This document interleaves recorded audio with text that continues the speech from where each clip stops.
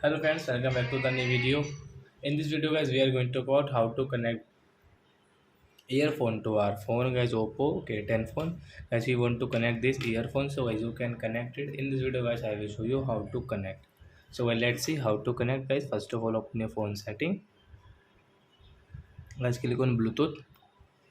Guys, on your Bluetooth and guys on your earphones. So this button guys, we will on our earphone.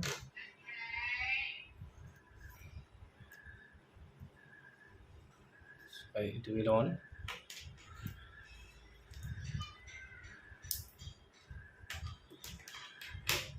And guys refresh. So as you can see this Ubon guys earphone name, so you will have to click on your earphone name, then guys click here pair, then guys it will connect your phone, and guys you can check earphone battery also guys 90% guys. So I hope friends you have understood how to connect earphone to Oppo phone this. So as now you can use your earphone guys, you can see earphone has connected while watching movies guys, listening song guys you want to listen, so you can listen. So that's it guys, thanks for watching the video. Now we will meet on next video with new topic. Before guys, please go and like and subscribe my channel. Bye.